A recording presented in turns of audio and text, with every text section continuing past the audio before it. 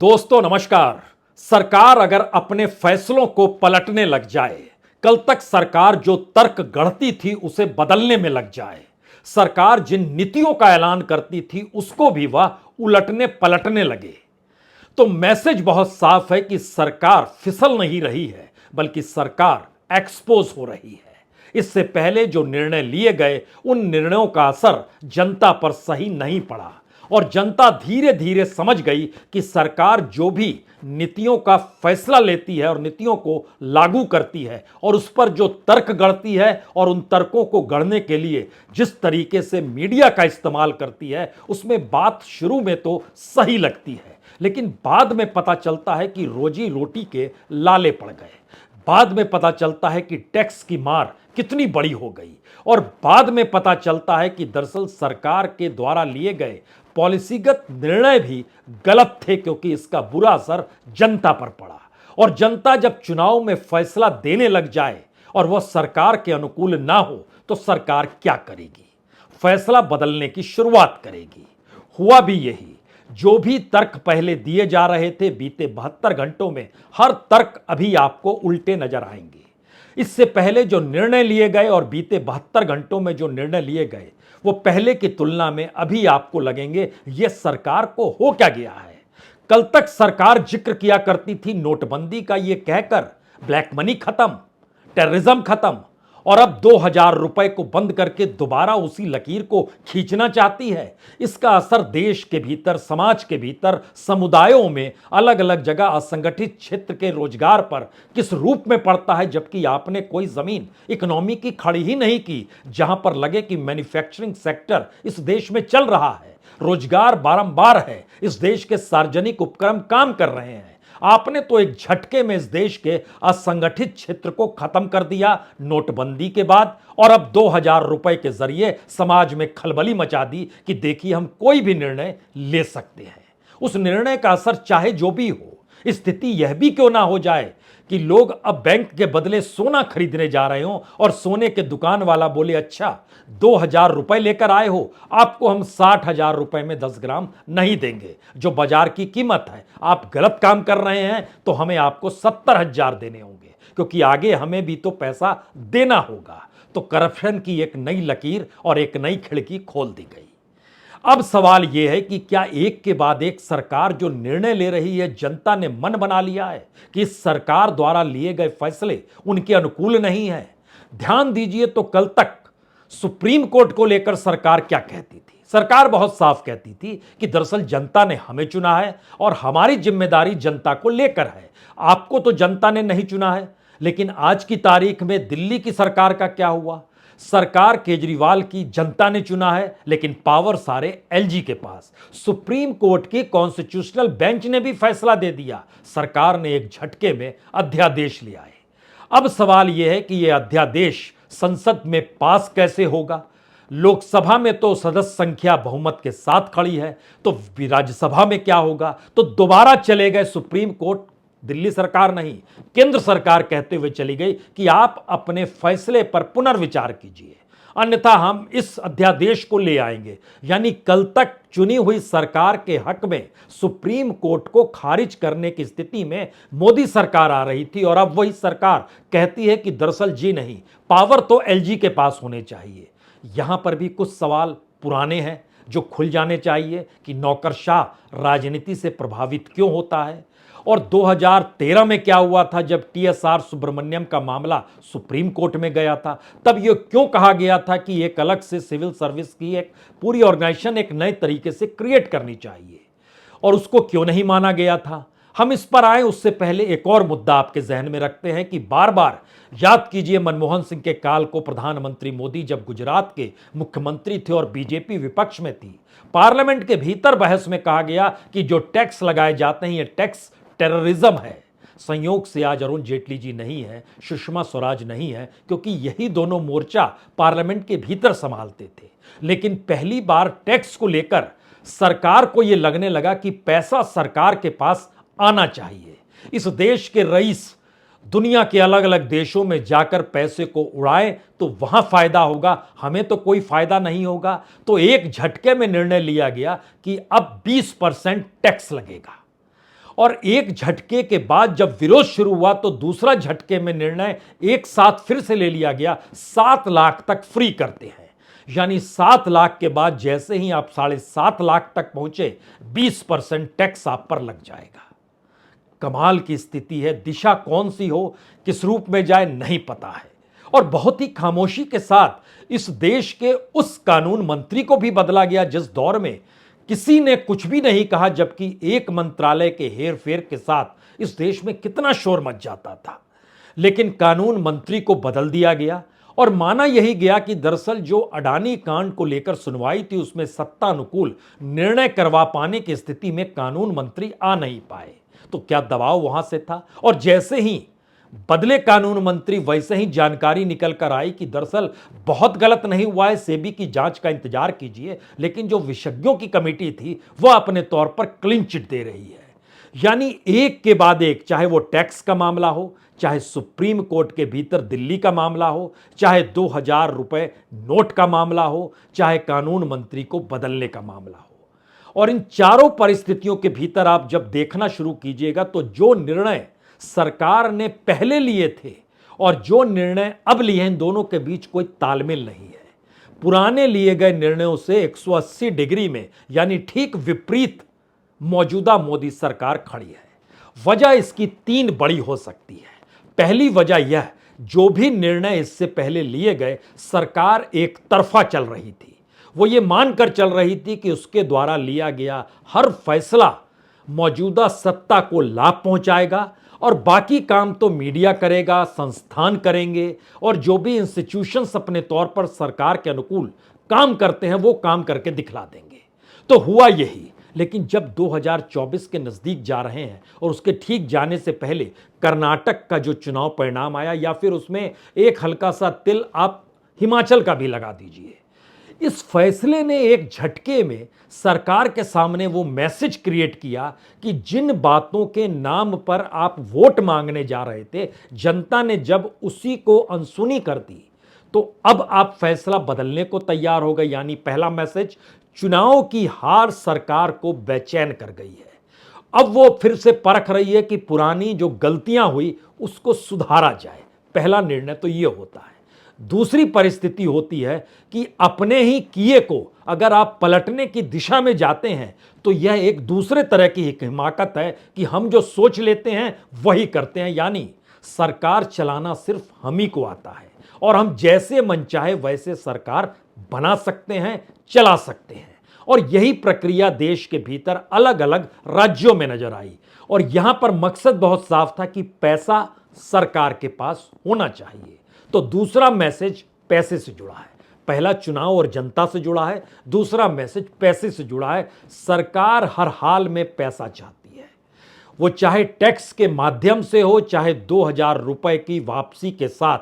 जो भी जिस रूप में नोटबंदी के बाद उसको सबसे बड़ा स्कैम क्यों कहा गया, जितनी रकम जमा हुई और जितनी रकम उसके बाद से सर्कुलेशन में आई, इतने नोट किसने छापे, किस लिए छापे, किस रूप में छापे, इसका जवाब ना आरबीआई की तरफ से आया, ना सरकार ने अपने तौर पर दिया। इस वक्त भी जब तकरीबन 4 लाख करोड़ के लगभग अगर 2000 रुपए के नोट बाजार में चल रहे हैं, और कल्पना कीजिए कि उसमें से अगर 2 लाख करोड़ रुपए वापस नहीं आ पाते हैं, तो वो 2 लाख करोड़ रुपए वापस आए या नहीं आए, निर्णय सरकार को लेना है, क्योंकि बताना उसी को है।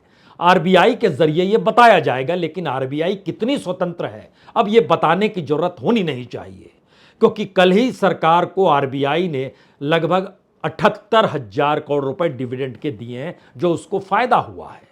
और जिस वक्त 2018-19 के चुनाव होने वाले थे, उस वक्त 1,75,000 करोड़ रुपए डिविडेंड के तौर पर दिए थे। आरबीआई ने बैंकों को लेकर जो निर्णय लिए, चाहे वो मर्जर हो, चाहे वह निजीकरण की दिशा में बढ़ते हुए कदम हो, सरकार का निर्णय आरबीआई के सिर आंखों पर। तो आरबीआई का निर्णय सरकार का निर्णय, सरकार का निर्णय आरबीआई का निर्णय।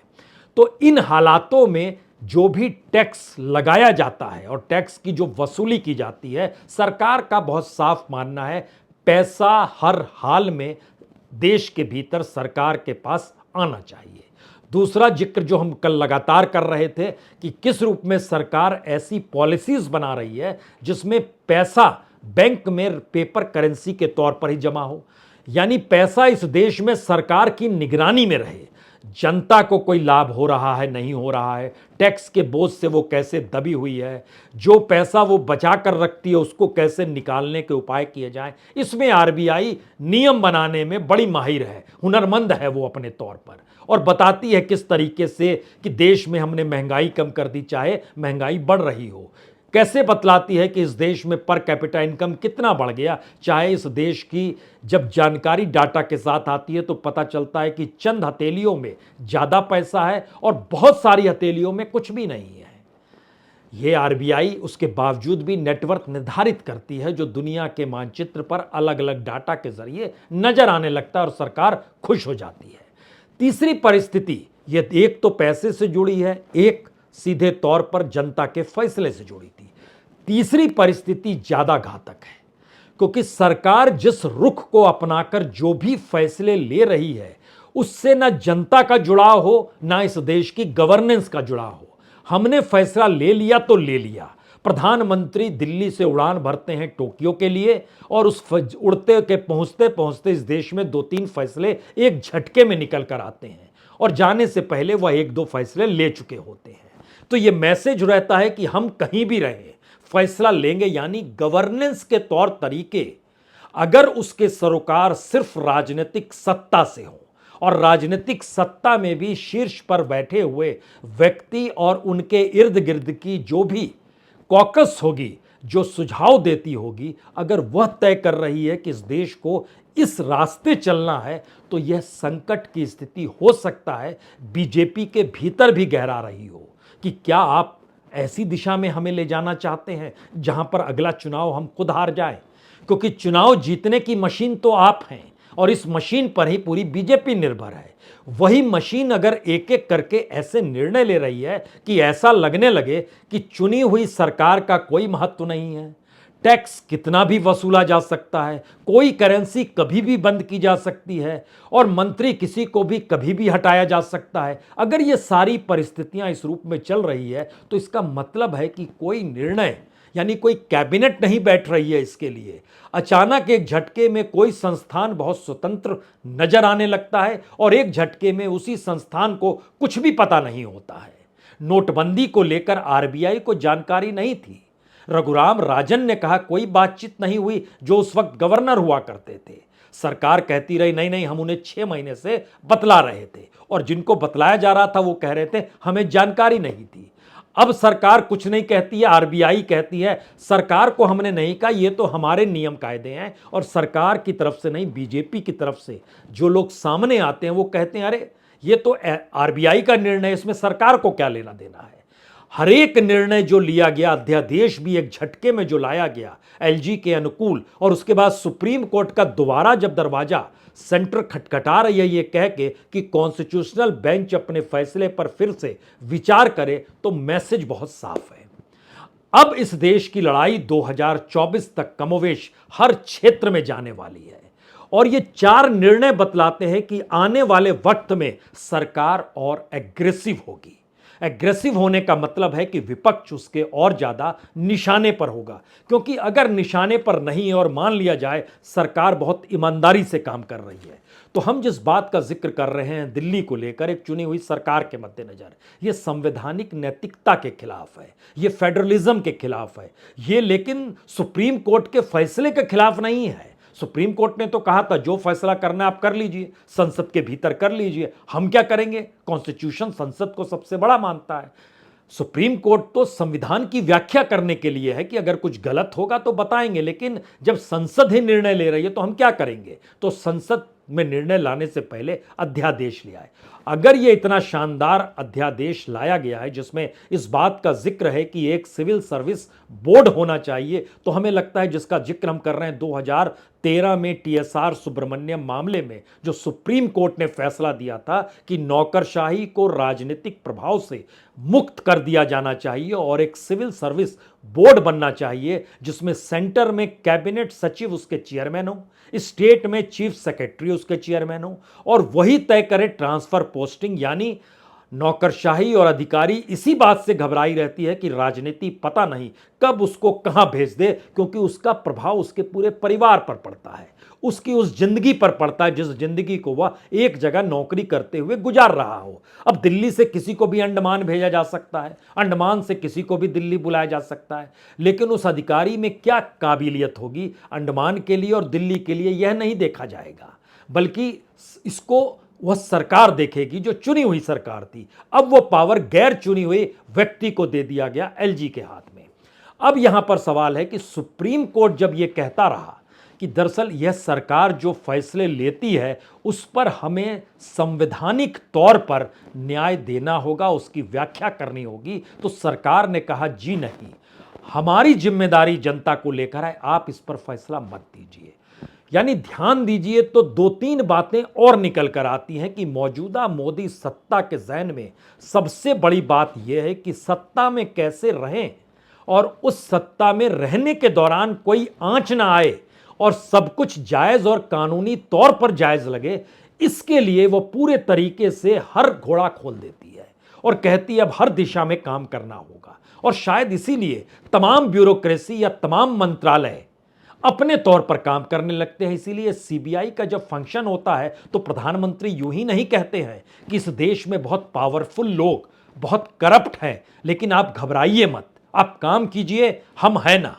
अब सवाल है कि जो हम हैं ना उसके दायरे के जो लोग हैं उनमें जो करप्ट है उनके खिलाफ कार्रवाई कौन करेगा, और जो दूसरा करप्ट है अगर वो वहां से चलकर यहां आ जाता है तो उसके खिलाफ कार्रवाई क्यों नहीं होगी, कोई नहीं बताता है। यानी एक्सपोज्ड होने की स्थितियां इस देश में लगातार चल रही थी, लेकिन चुनाव परिणामों ने यह असर दिखा दिया कि दरअसल सरकार के खिलाफ जो जनता अब सोच रही है वो दरअसल सरकार की मंशा ही जनता के अनुकूल नहीं थी, इसीलिए जनता ने फैसला देना शुरू कर दिया।